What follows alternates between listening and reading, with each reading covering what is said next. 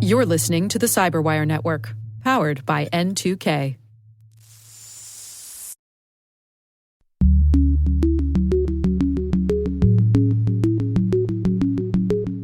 Regulators are looking for easy solutions, but there's no easy solution. Hello, everyone, and welcome to Caveat, the Cyberwire's privacy, surveillance, law, and policy podcast. I'm Dave Bittner, and joining me is my co-host, Ben Yellen from the University of Maryland Center for Health and Homeland Security. Hello, Ben. Hello, Dave. Today, Ben has the story of the Supreme Court declining to take up a case on FISA transparency. I share some BBC coverage of a location data vendor data breach. And later in the show, Boris Segalis from Goodwin discusses possible SEC proposals that would require companies to have standardized cybersecurity systems and to monitor their digital risks. While this show covers legal topics and Ben is a lawyer, the views expressed do not constitute legal advice. For official legal advice on any of the topics we cover, please contact your attorney. And now, a word from our sponsor, SpyCloud, the cybercrime analytics leader. SpyCloud disrupts cybercrime by telling you what criminals know about your business and your customers, so you can take action to prevent ransomware, session hijacking, account takeover, and online fraud. SpyCloud constantly recaptures and analyzes new data from the criminal underground, including credentials, session cookies, and PII siphoned from malware-infected devices. With knowledge of the specific exposed data criminals have in hand from InfoStealer malware on managed and unmanaged devices, security teams can respond with a more efficient and effective process called post-infection remediation that fits seamlessly into existing incident response frameworks. Get SpyCloud's post-infection remediation guide outlining the 7 steps for preventing a malware infection from becoming a full-blown ransomware incident. Visit spycloud.com/cyberwire. That's spycloud.com/cyberwire. And we thank SpyCloud for sponsoring our show.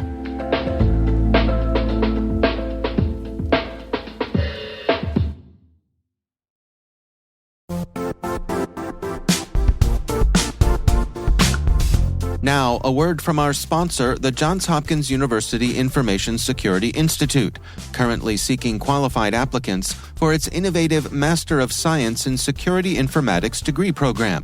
Study alongside world-class interdisciplinary experts and gain unparalleled educational, research, and professional experience in information security and assurance. Interested U.S. citizens should consider the National Science Foundation's CyberCore Scholarship for Service program, which covers tuition and a $6,000 annual professional development allowance, as well as providing a $37,000 additional annual stipend. Apply for the scholarship and the fall semester by March 1st. Learn more at cs.jhu.edu/MSSI.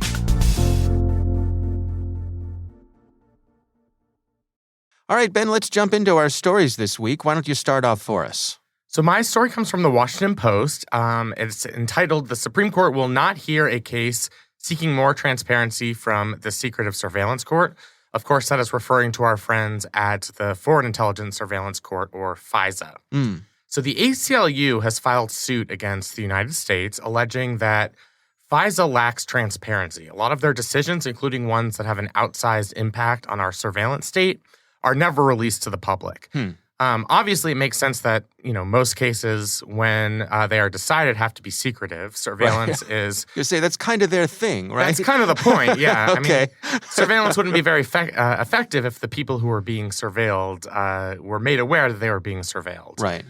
So this is more about post hoc transparency. Whether opinions that have significant impact on policy are released several years down the line after they have been issued. So there are a couple of issues here. The first is, in 2015, Congress passed a law saying that the executive branch should at least consider releasing FISA court decisions that have a significant policy impact, where the public should have a right to know on which side the FISA court has come down. And then there are a bunch of decisions prior to 2015 that have still not been released, but are still in effect. I mean, FISA, as far as we know, hasn't reversed most of its pre-2013 decisions, including on some of the major bulk electronic surveillance questions, like Section 702 of the FISA Amendments Act, and other programmatic surveillance. Okay. So the ACLU took this suit all the way to the United States Supreme Court, and the Supreme Court just yesterday announced that it was declining to take the case. Now, generally, you need 4 out of the 9 justices to agree to take a case in order for it to be heard. And the majority of justices, presumably, who didn't want to hear this case, didn't give their reasoning. And generally, they don't. You don't have to give a reason why you don't accept the case.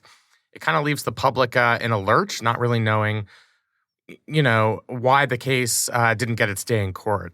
Is there a historical reason or justification for that? Or folks in your line of work, is there an understanding as to why that's the standard for the Supreme Court?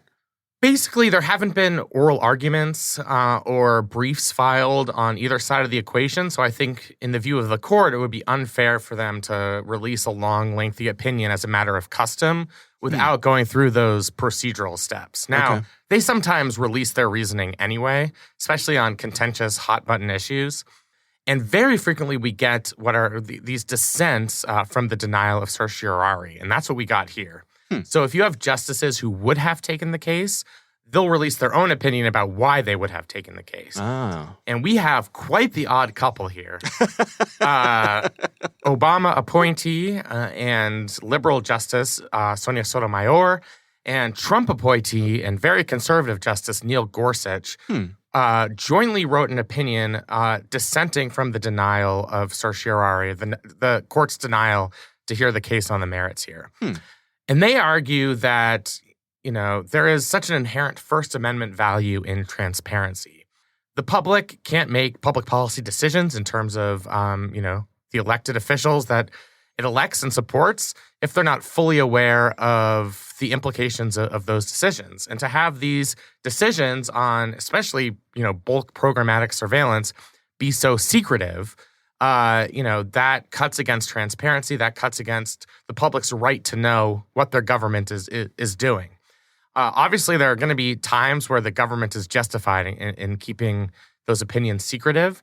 But I think from what Justices Gorsuch and Sotomayor are saying, that should not be the custom. There should be a default towards transparency.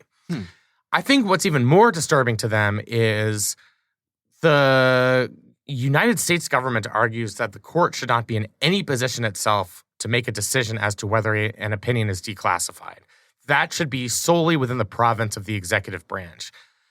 That interpretation, I think, in their view, would be particularly dangerous because the executive branch could decide on its own, without any judicial review, never to release any FISA opinion, including ones that have a major impact on public policy or on Fourth Amendment jurisprudence or even First Amendment jurisprudence. And, I think that certainly rubbed Justices Gorsuch and Sotomayor the wrong way. They claim, quote, the extraordinary claim that this court is powerless to review lower court decisions, even if they are mistaken, just cuts against the notions of fairness and transparency. He says, on the government's view, literally no court in this country has the power to decide whether citizens possess a First Amendment right of access to the work of our national security courts. And in his view, if these matters are not worthy of our time, then what is? I mean, we're dealing with such fundamental issues of constitutional rights, of transparency, of the government's power to listen in to our phone conversations, to collect our stored communications, our electronic communications, that, to say that courts would have no role in determining whether these decisions could be declassified is particularly dangerous. So even if, ultimately the court came down on the side of the government has a valid reason not to release this opinion, the court should at least have a role in the process, if that makes sense. So what happens now? I mean, does that leave decisions about transparency, does that leave that in the lap of Congress then? I mean, Congress, yes. So Congress would have to pass a law that expands the USA Freedom Act of 2015 to require the redaction of FISA opinions in a greater number of circumstances. So right now, the 2015 law only requires the government to review whether they should release any opinions for public release. What Congress could do is step in and say, after, a given statutory time period, maybe 3 to 5 years, an opinion has to be released to the public unless there are, significant national security concerns. Right. So have some sort of sunsetting on it with the caveat that if it needs to be extended, it can be, but the default is that it gets shared. Right. I mean, that's how it works with presidential records. If the Kennedy assassination papers are going to be redacted for 50 years, and then finally in 50 years by statute we'll release them, unless the government has some sort of compelling reason to keep the information secretive. Right. Hint, hint to our conspiracy theorists out there. The grassy knoll. Exactly. So, yeah, I mean, that's the role Congress could play in here. Do I think Congress is going to step in and take this step? I'm not sure. I mean, I don't think they are in as much of a surveillance skeptic mode as they were in 2015. That was 2 years after the Snowden leaks. So there was sort of a political mood against the surveillance state. I will say, after the Carter Page FISA warrant and that scandal and the Horowitz report, I think there is certainly some conservative skepticism of the power of the FISA court. So you might see more bipartisan support for a measure to require transparency. But yeah, I mean, in terms of the path of this case through our court system, it's over.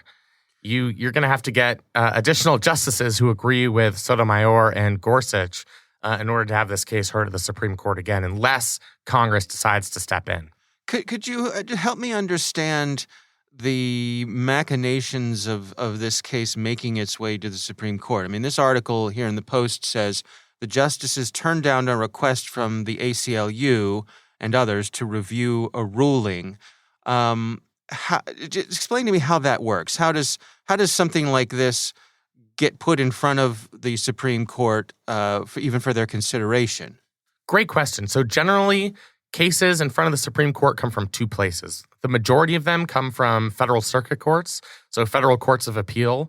The losing party in that case can petition the Supreme Court for certiorari, and the Supreme Court can either decide to take up that case or not take up that case. Now, let's just pause for a second there. You used a fancy word. What is that word, that fancy word you used? Certiorari? Yes, please stop. It's some Latin mumbo-jumbo. It basically means giving the case its day in court. Got it. Agreeing to hear the case. Okay, good. At least I believe it's Latin. I screwed that up in the past when I said it was Latin and it wasn't, and boy, we got did we complaints. hear from our listeners. We sure did, and I definitely deserved it that time. Okay. Cases can also make their way from state Supreme Courts.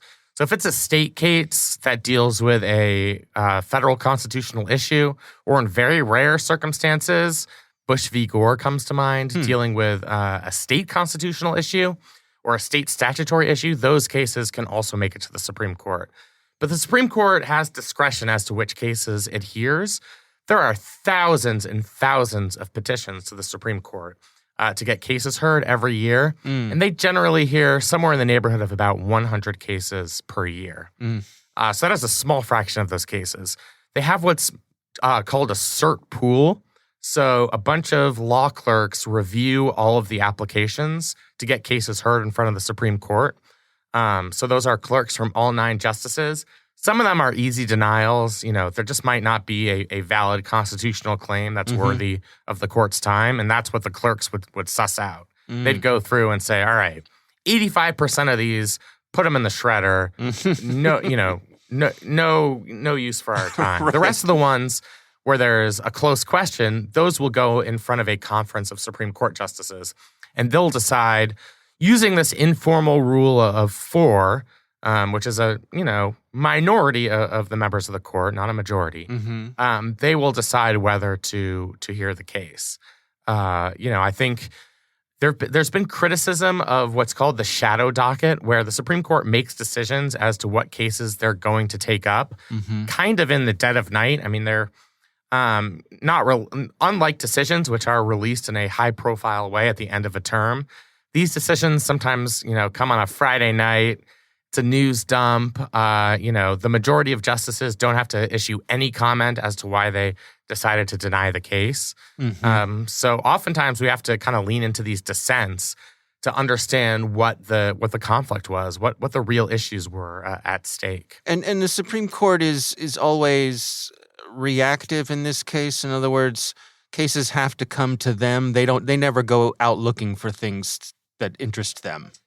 I mean, the only way they can go out and look for things is if there are ripe circuit court cases that have been appealed to them. Okay, Now, right. in a very limited number of circumstances, and we're talking, things that generally happen once in a blue moon, the Supreme Court will have original jurisdiction, and they can hear a case even if there hasn't been a lower court decision that's been appealed. Is there an example of that? Well, there was some argument as to whether the dispute between the state of Texas and the state of Pennsylvania during the election season last year, whether that was a case of original jurisdiction. That was one state suing another state. And some justices in that case believed that the Supreme Court has original jurisdiction when you have one state suing another state. But a majority of justices didn't come to that view. They rejected a hearing of the case. There were, I think, 3 justices who wrote separately to say, we believe this court has original jurisdiction and has to hear all disputes when you're talking about one state against another state. So that would be a potential example. But again, those are few and far between. Yeah. All right. Well, interesting stuff. Thank you for the very informative lesson on the functioning of the Supreme Court. I appreciate that. I hope our listeners do as well. I hope I didn't bore them. I probably did. No, not at all. I mean, I think it's I think so much of this happens with the assumption that people just sort of get it. And I think most of us don't. So to have someone like you who actually understands all this stuff explain it to us, I think that's quite helpful. Yeah, I mean, I think you get a lot of people. It's sort of like, some of us who are not on the technical side just kind of nod along when people are talking about. Somebody starts explaining how Wi-Fi works, and you're like, oh, yeah, that's good. Packet switches? Sure, yeah, okay, that sounds like a thing. Yeah, frequency, spread spectrum, great. Yeah. Yep. All right, well, good stuff. Let's move on to my story this week. My story comes from the BBC. This is written by Jane Wakefield, and it's titled, Location Data Collection Firm Admits Privacy Breach. And this is from a company called Huq. It's H-U-Q, and I hope I'm pronouncing that correctly. It's sort of a double. That sounds right. It's a double whammy because it's a UK company, and so they don't always pronounce things the same way that we do. Also, let me just say, we fought a revolutionary war on that, I believe. Right, exactly. Right over the correct pronunciation of aluminum. Exactly. So Huq is a firm that deals in the brokering of location data. They claim that they do all of this anonymously. Side note, as you and I have spoken about quite often, particularly with location data, it is quite easy to de-anonymize location data. Sure is. Yep. But this company recently released news that 2 firms that they gather data from had what they refer to as technical breaches of data privacy requirements. And these were fairly the types of apps that were gathering your location data. So one was a Wi-Fi strength meter and another scans barcodes, right? So utilitarian apps. Sure. And I think we see this a lot where these utilitarian apps, they have one function, they have one job. You had one job, utilitarian app. Right. But behind the scenes, they're almost a Trojan horse to get onto your device to be able to report back information to these data brokers. Yep. And in this case, they were sharing location data despite users saying that they did not want their data shared. So the UK's Information Commissioner Office is looking into this. Obviously, there's the possibility of a GDPR violation here. That's how it would apply to countries outside of the UK. Yeah. But because of Brexit, right? Oh, right. Yeah. Yeah, that's interesting. Yeah, I think there would have to be a separate cause of action within the UK from the UK Information Commissioner's Office. Right. That's an excellent point. Yeah, I hadn't considered that. Yeah. So they say that these apps have fixed the problem that they had, but I guess I just approach this with a heaping helping of skepticism where I don't think there's a whole lot of effort on the part of the data gathering companies to go through and audit the apps that are providing them with this data. And call it a hunch, Ben, but it's just, I suspect that's the side they come down on. What is your take here? Yeah, I mean, I think it's a hunch, but it's also a well-founded hunch. They say as soon as they were made aware of what they're calling technical breaches, they rectified their code, they republished the apps, everything was taken care of. My question is, how often are they looking under the hood? So, if you're a data broker firm and you're collecting location information from probably hundreds of different applications. Right. And each of those applications has their own EULA. Are they only making these decisions when they are caught in a public forum and when they're facing possible reprimand through GDPR or through the relevant UK office? I think that's what I would worry about here is all of this happens after there's already been a recognized breach. Right. And I think that's, something that consumers should be wary of.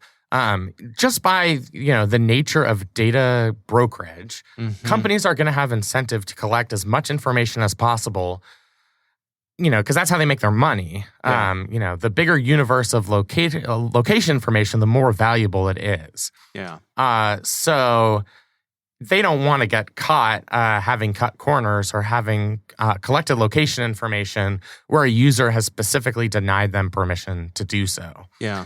So, I think while they're saying, this one time we took care of the problem, we fixed the code, download the newest version of the app, everything will be fine.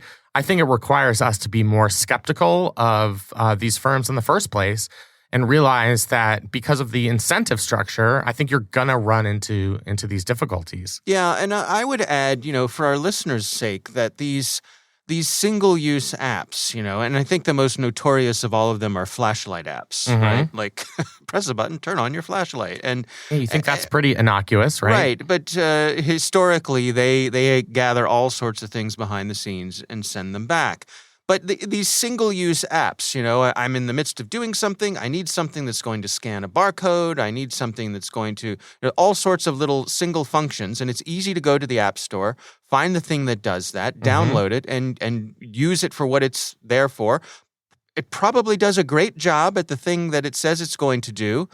But then the problem is you forget about it. Yep. And that app is sitting on your device now, and in the background, it's just doing its thing, gathering. Collecting all that location information. Right. Yep. Now, to their credit, some of the mobile device providers, Apple, for example, some of their recent releases, they track this, and you'll get a pop-up that says, hey, the flashlight app has been requesting your location data here for Why is the sandwich app that you just wanted a free sub 6 weeks ago, why are they still tracking my location data? Right, exactly. And so they point that out and make you aware of that activity, and they say, hey, do you want me to still allow that app to do this? Right. But I would say it's worth being vigilant and taking it even to the next step, where when you're done with that app, just delete it. Yep. Delete the app. It's always going to be there on the App Store next time you need it. But if it's not something that you're using regularly, if it's a one-time use thing, when you're done with it, get rid of it. Don't just be a pack rat and hoard these things, because you never know what they're doing behind the scenes, and chances are it ain't good. Yeah, and they mentioned some of the types of applications for which location data is being collected. So flight tracking, weather, Muslim prayers. Right. Those are among the types of applications where information was being sent to this company. Yeah. So it's things that really, all of us use at least some of those types of applications. Right. They're all on our devices. Something like flight tracking is a great example. Unless you fly regularly, right? Or you're an aviation hobbyist, flight tracking is something you only need once in a while. Mm-hmm. Download that flight tracking app, figure out when your grandparents' flight is going to arrive so you can pick them up at the airport on time. pick your grandparents up at the airport, delete the app until the next time you need to pick somebody up. Yeah. I think that's the safe practice. That's the way to minimize your risk. Yeah, absolutely. All right, well, we will have a link to all of our stories in the show notes. Again, that one comes from the BBC. We would love to hear from you. If you have a topic you would like us to cover, you can email us. It's caveat@thecyberwire.com.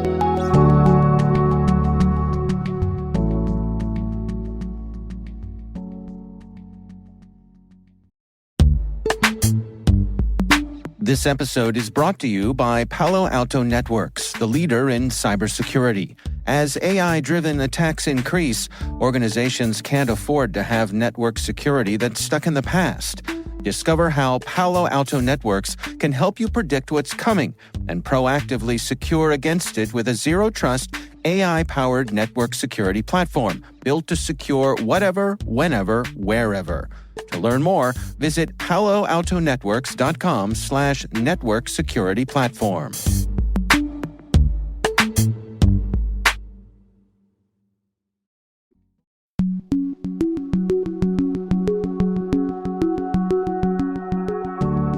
Ben, I recently had the pleasure of speaking with Boris Segalis. He is from the Goodwin law firm. And we're discussing some possible proposals from the SEC that would require companies to standardize their cybersecurity systems and to monitor their digital risks. Here's my conversation with Boris Segalis. I think that this is not really about the SEC in particular. There's been a lot of focus on cybersecurity in kind of the hunt for solutions on how to deal with it across industries and as a nation. And in this push, and we can talk about kind of whether it's going to work or not, different agencies, including the SEC, have become more active in kind of trying to find their own way to get the industries that they regulate to be better about cybersecurity. So the SEC has its own proposals. The New York Department of Financial Services has cybersecurity regulations. They've become more active in enforcement. And I think we just saw news from the DOJ that they're going to ramp up enforcement of cybersecurity through holding companies responsible for not reporting breaches or providing defective cybersecurity products and services. So you've got this effort to address cybersecurity from all angles, and every agency is taking steps to do it. I think from the SEC's perspective, when they are looking at broker-dealers, for example, right? They just had an enforcement action, I think it was 6 or 8 companies, right? And they found that, I think 6 of the 8, I don't have the numbers in front of me, but had policies and procedures that called for something, like say called for multi-factor authentication, but it wasn't implemented at all. And others didn't, so they didn't follow their own procedures. And others didn't take appropriate response to vulnerabilities, or didn't know about vulnerabilities, or provided misleading notifications. That's what the SEC alleged. Now, they're then trying to take steps to deal with this problem. But on many levels, I think that the efforts are probably misguided and won't lead to better cybersecurity. Why do you take that position? What do you suppose is misguided about them?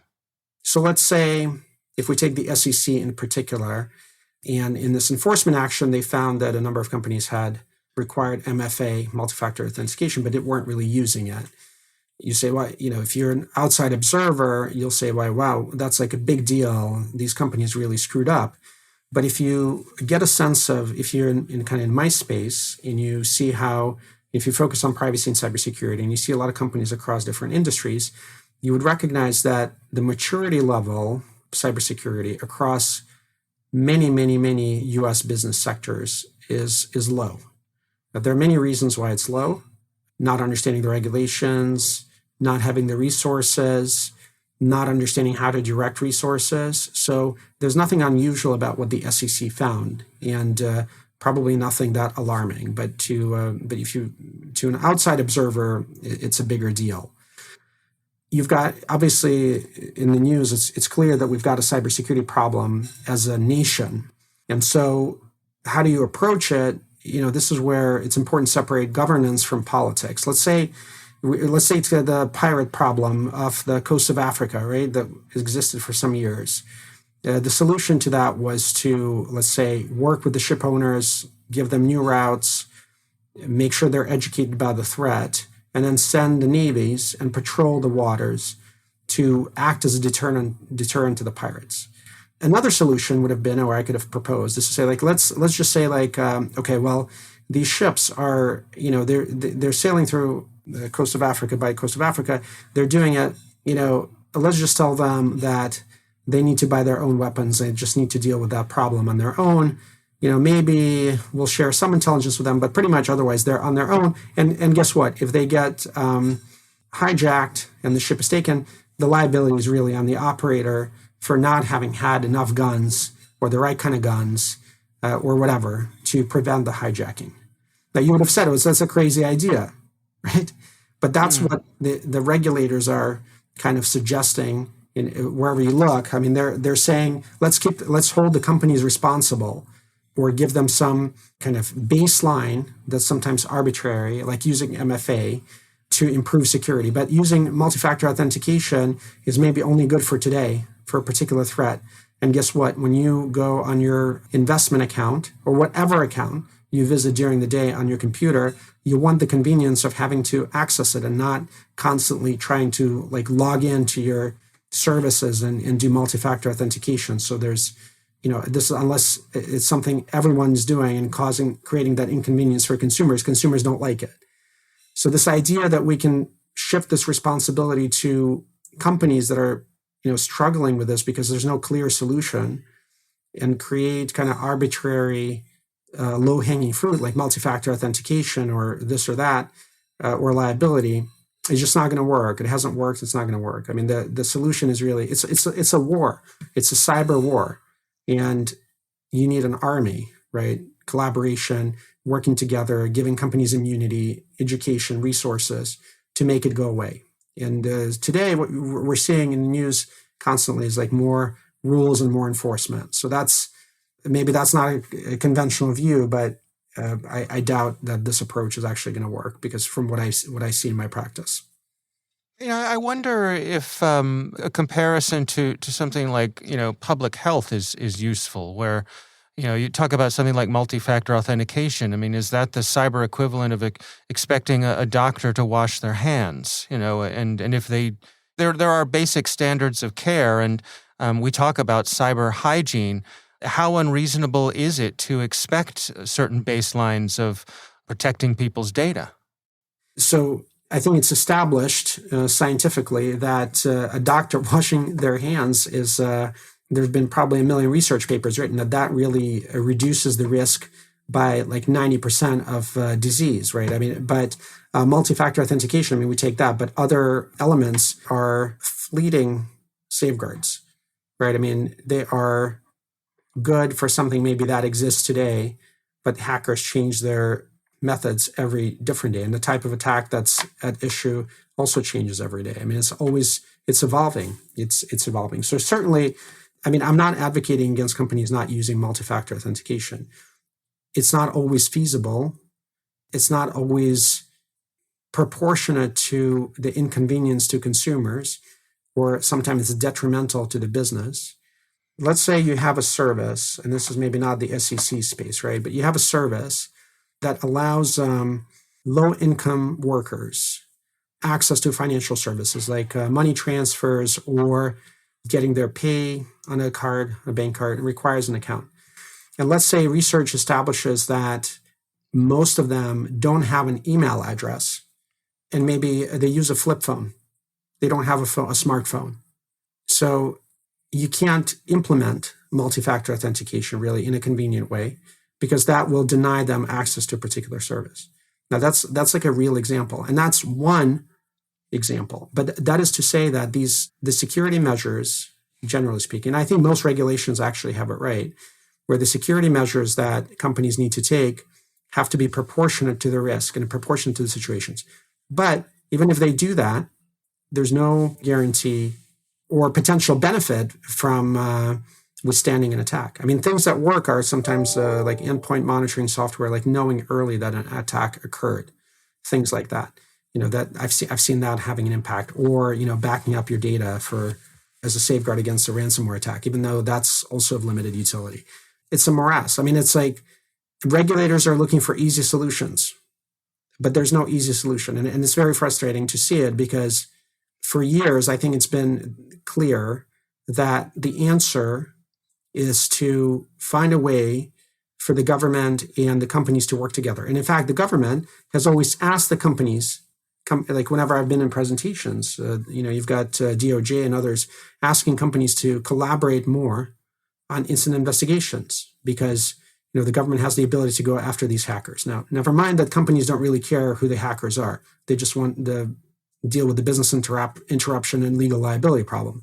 But the impediment to that has always been companies feeling that if they have an incident, they don't want to get the government involved because they don't want the incident to become public, because they're afraid of litigation.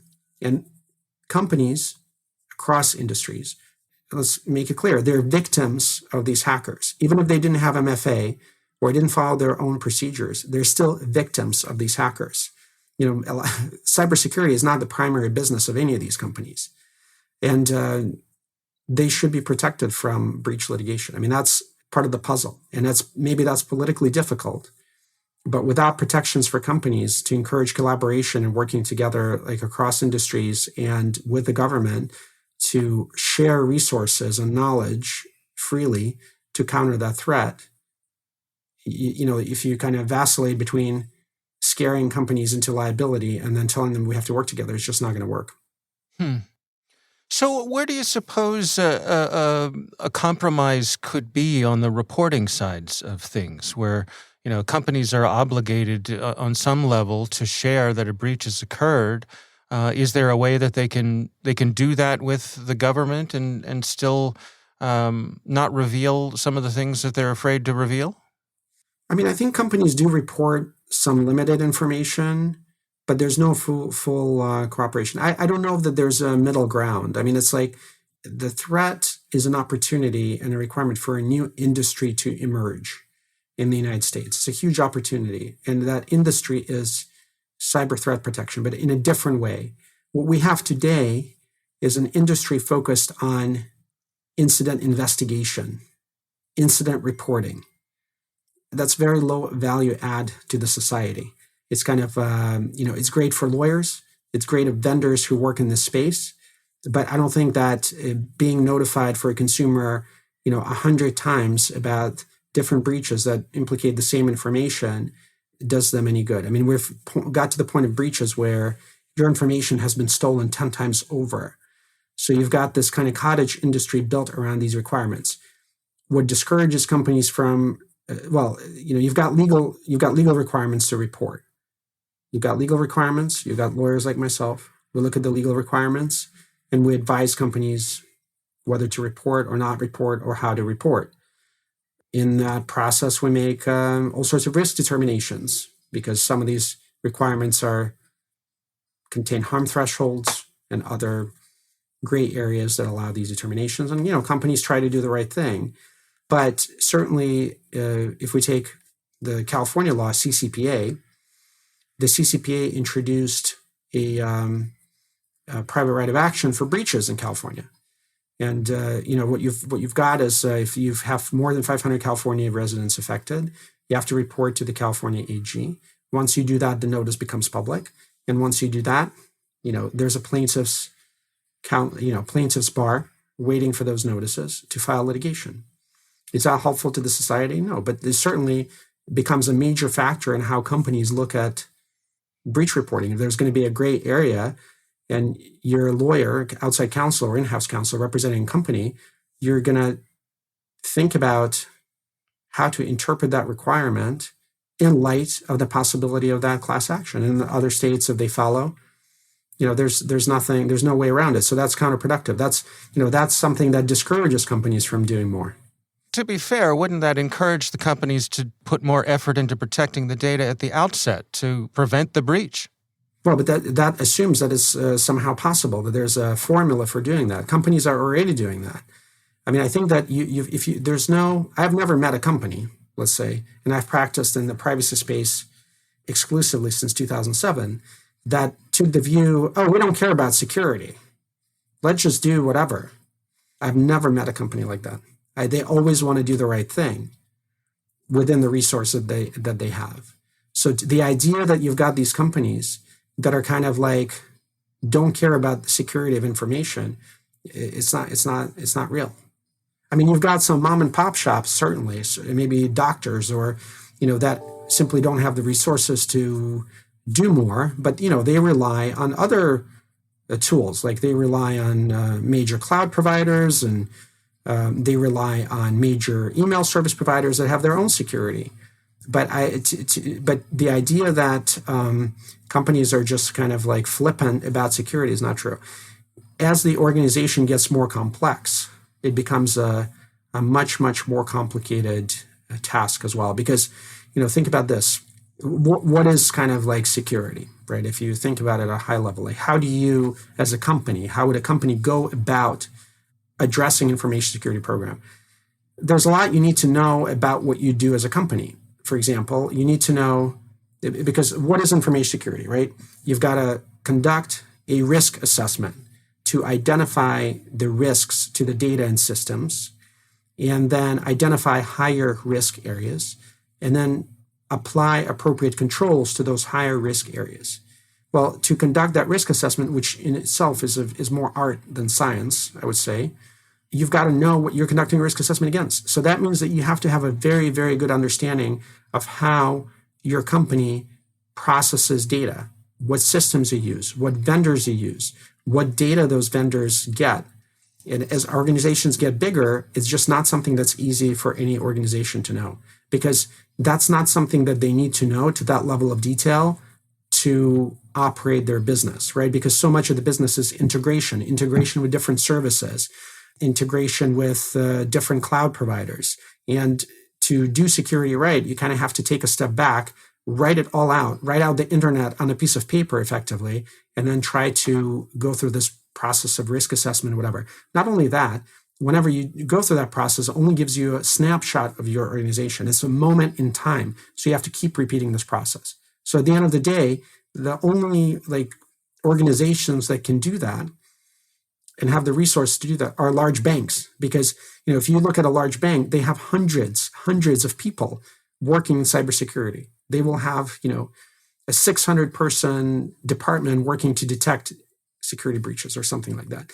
Incredible number of people. That's what it takes to do it kind of well. So to expect smaller businesses, emerging companies, and others to do it is unreasonable, even though they want to do the right thing, right? So there's a disconnect in that we're always punishing companies that want to do the right thing. No, it's interesting. I mean, I sense a certain frustration or resignation on your part that that this isn't easier, that there's no easy solution here. I'm an outside lawyer. Whatever the rules are, I help companies deal with those rules. So the SEC comes out with new guidance. They're going to require MFA. They require this and that. Okay, sure, I'll help companies deal with that. But if you ask for my opinion on whether these rules, and nobody cares about my opinion on whether these rules work. Just like nobody cares, in my opinion, whether the GDPR makes any sense. The company, it's there. It's the law of the land. You have to comply. But since here we're talking about the substance, I think that there's a difference between what's easy to do politically, which is to put liability on these companies and kind of suggest that it's their fault. And again, we talked about that example in the SEC enforcement actions, like where to the outside observer, it's clear these companies screwed up because their policy said MFA and they didn't have it. But the reality is more nuanced. So, and it is frustrating that where others have talked about the solution of kind of working together, building an army, building an industry, and not blaming the companies, that maybe politically that's really hard to accomplish.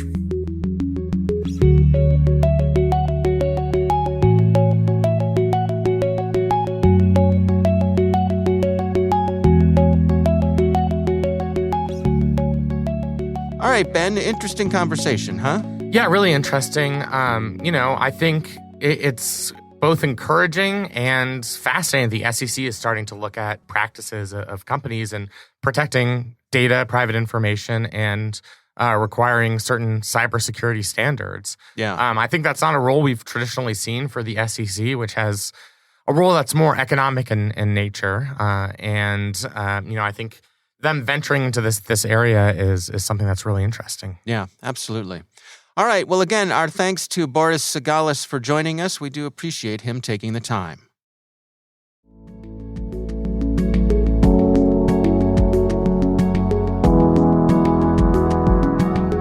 That is our show. We want to thank all of you for listening. The Caveat podcast is proudly produced in Maryland at the startup studios of Data Tribe, where they're co-building the next generation of cybersecurity teams and technologies. Our senior producer is Jennifer Iben. Our executive editor is Peter Kilpie. I'm Dave Bittner. And I'm Ben Yellen. Thanks for listening.